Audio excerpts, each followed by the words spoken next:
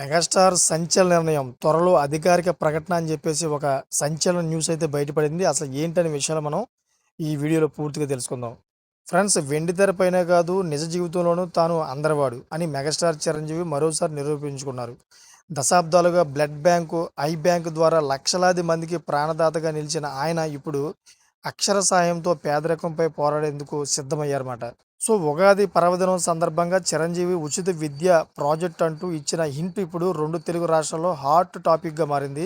తాజాగా ఒక ఛానల్‌కి ఇచ్చిన ప్రత్యేక ఇంటర్వ్యూలో మెగాస్టార్ ఆసక్తికరమైన విషయాలను పంచుకున్నారు. సో, నేను రక్తదానాన్ని శ్వాసగా మార్చుకున్న తరుణంలో నన్ను స్ఫూర్తిగా తీసుకొని తమిళ నటుడు సూర్య అగరం ఫౌండేషన్‌ను ప్రారంభించారు. వందలాది మంది పేద విద్యార్థులను ఆయన చదివిస్తున్నారు. ఇప్పుడు అదే సూర్య నుంచి నేను స్ఫూర్తి పొందుతున్నాను. పేద ప్రజలకు నాణ్యమైన విద్యను ఉచితంగా అందించే దిశగా అడుగులు వేస్తున్నాను అని చిరంజీవి ప్రకటించారు. ఈ ఉచిత విద్యా కార్యక్రమం కేవలం తెలుగు రాష్ట్రాలకే పరిమితం కాకుండా ఎక్కడ అవసరం ఉంటే అక్కడ అండగా నిలవాలని ఆయన సంకల్పించారు.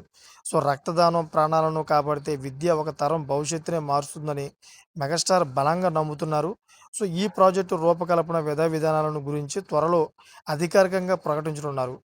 అగరం తరహాలో మెగాస్టార్ ప్రారంభించబోయే ఈ విద్యా సంస్థ ద్వారా వేలాది మంది పేద విద్యార్థుల జీవితాల్లో వెలుగు నింపడం ఖాయం. సో, సమాజం హితం కోరే ఈ మహాత్మత్ కార్యానికి అప్పుడే సర్వత్రా ప్రశంసలు వెల్లువెత్తుతున్నాయి.